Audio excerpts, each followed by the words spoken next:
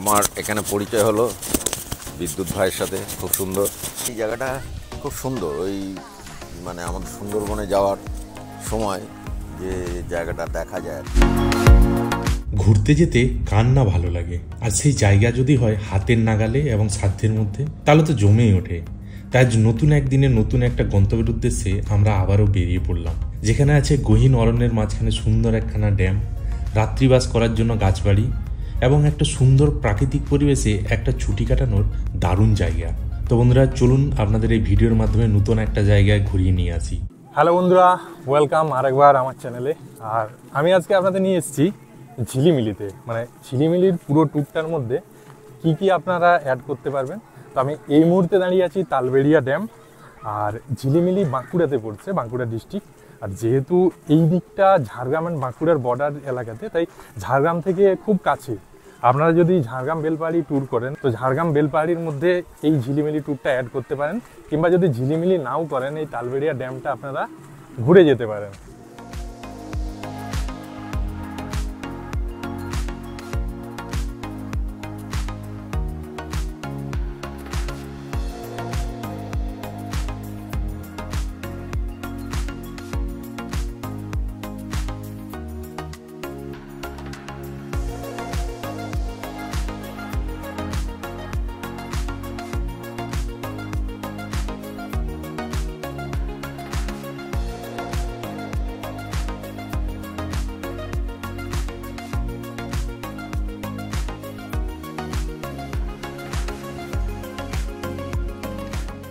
তো তালবেড়িয়া খুব সুন্দর একখানা রিজার্ভার। এখানে চারিদিকে রয়েছে, দেখুন জল এসে জমা হয়, বোটিং রয়েছে, এখানে পিকনিকের ব্যবস্থা রয়েছে, চারিদিকে প্রচুর জায়গা, সেখানে আপনারা পিকনিক করতে পারেন। আর এই শীতকালে অ্যাকচুয়ালি একটু ভিড়টা বেশি হয়, অন্য সময় এতটা ভিড় পাওয়া যায় না। তো খুব সুন্দর একটা পরিবেশ, ভালো জায়গা দেখুন। আর আমার একটা পুরনো ড্রোন, আমি আগেও এসেছিলাম, ড্রোনের একটা শট আছে, আপনাদের সাথে শেয়ার করছি। তো সেটা আগস্ট মাসে ছিল, এত ভিড়ভাড়টা ছিল না তখন। তো চলুন বন্ধুরা, দেখাই আপনাদের।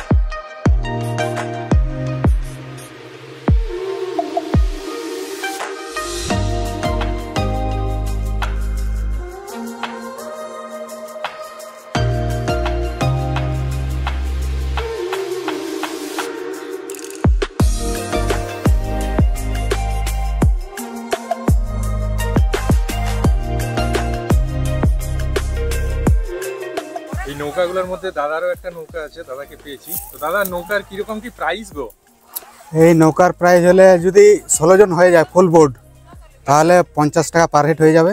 আচ্ছা। আর যদি কম হয়ে যায় তাহলে পার হেড 100 টাকা পড়ে যাবে, মোটামুটি 800 টাকা। 800 টাকা লাগে? হ্যাঁ, ফুল বোর্ডে। ফুল বোর্ডে কতক্ষণ ঘুরাবো? মোটামুটি আধা ঘন্টা। আধা ঘন্টা পুরা লেকটা ঘুরবে।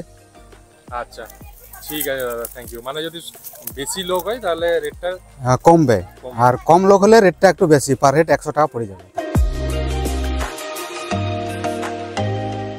আমার এখানে পরিচয় হলো বিদ্যুৎ ভাইয়ের সাথে। খুব সুন্দর কথা বললাম ওনার সাথে। এই জায়গাটা খুব সুন্দর। ওই মানে আমাদের সুন্দরবনে যাওয়ার সময় যে জায়গাটা দেখা যায় আর কি, ঝড়খালি বা এই সমস্ত ওই এরিয়াগুলো যেরকম, ওই রকমই অনেকটা। বেশ সুন্দর জায়গাটা, চারিদিকে মানে নৌকোটা নৌকো কিছুটা ওইরকম। নৌকোর ভিউটাও ওই রকম, খুব সুন্দর লাগছে। তো এর আগেও আমি এসেছি, যাই হোক খুব ভালো লাগলো। হ্যাঁ, একটুখানি ঘুরে গেলাম। হ্যাঁ, খুব সুন্দর জায়গা।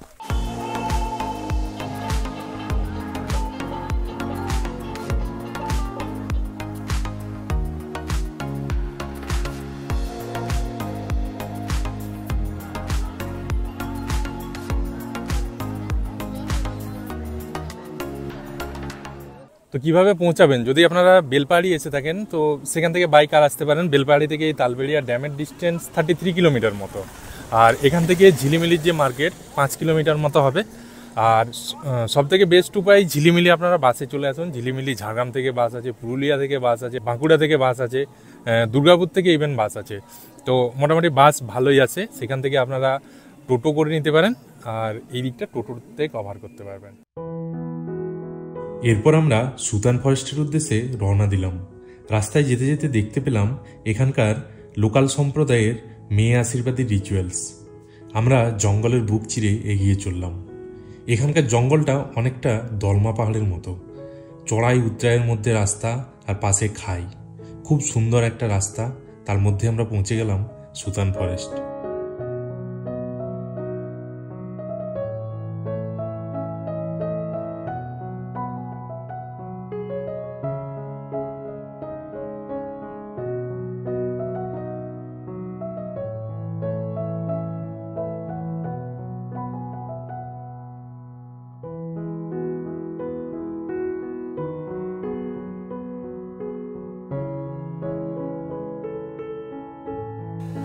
তালবেড়িয়ার পর আমরা এসে পৌঁছালাম এই সুতান ফরেস্টে।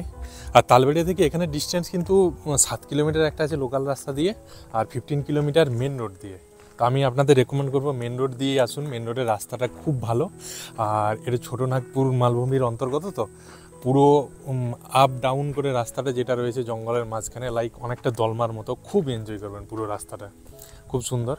আর সুতান অ্যাকচুয়ালি মানে ঘন জঙ্গল এখানে রানীবাঁধের। আর এই দিকটাতে পিকনিকের জায়গা রয়েছে, এদিকে পিকনিক করছেন অনেকে। আর ওইদিকে ওটা ফরেস্ট সাহেবদের বাংলো টাইপের।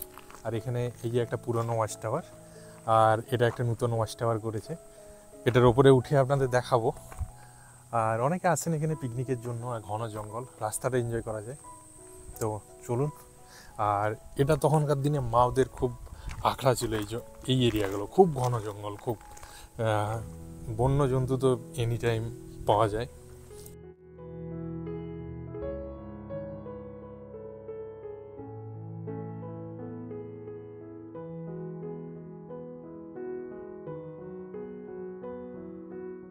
তো বন্ধুরা, ওয়াচ টাওয়ারের ওপর থেকে আপনাদের ভিউটা দেখাবো, আসুন। এই দিকে রয়েছে সুতান লেক, এটা সুতান লেক বলে অনেকে স্নান করছেন। আর এখানে আগে কিন্তু বোটিং ছিল, এখন থেকে প্রায় 10-12 বছর হবে, ওই মাও পিরিয়ডটার আগে হবে। তারপরের থেকে বন্ধ হয়ে গেছে, ওয়াচ টাওয়ারগুলো হয়েছে। আর এটা এই দিকটা থেকে আমরা এন্টার করলাম। আর এই দিকটাতে এই যে ফরেস্ট সাহেবের বাংলো, সাথে ওনারা পিকনিক করছেন, পিকনিকের জন্য জায়গা বানানো রয়েছে। দেখুন দুটো প্রচণ্ড ঘন জঙ্গল, হাতি, হায়না, শিয়াল এগুলো তো আছেই। আর মানে তৎকালীন সময়, এখন তো প্রচুর জঙ্গলের মাঝখানে রিসর্ট হয়ে গেছে, তখন জঙ্গলের মাঝখানে থাকার জায়গা এইগুলোই ছিল, ওই জন্য সুতান ফরেস্ট বিখ্যাত ছিল। আর ড্রোন ভিউ করলে হয়তো বোঝা যেত, কিন্তু ড্রোন তো নেই।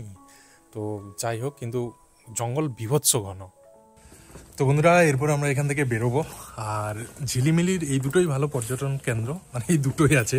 আর থাকার জন্য আমি দুটো গেস্ট হাউস প্রিফার করছি। এক রিমিল, ওটা রানীবাঁধ পঞ্চায়েত সমিতি মানে ব্লকের অন্তর্গত, আর একটা রয়েছে আপনার অরণ্যে অবকাশে। এই দুটোর ইন্ডিভিজুয়াল ভিডিও রয়েছে আমার চ্যানেলে, দেখতে পারেন। ওই দুটোই থাকার জন্য এখানে ভালো রিসর্ট বা গেস্ট হাউস যা বলতে পারেন। আর এরপর আমরা এখান থেকে বেরোবো। চলো বন্ধুরা, টাটা। আর ভালো লাগলে অবশ্যই লাইক, কমেন্ট, শেয়ার করবেন। বাই।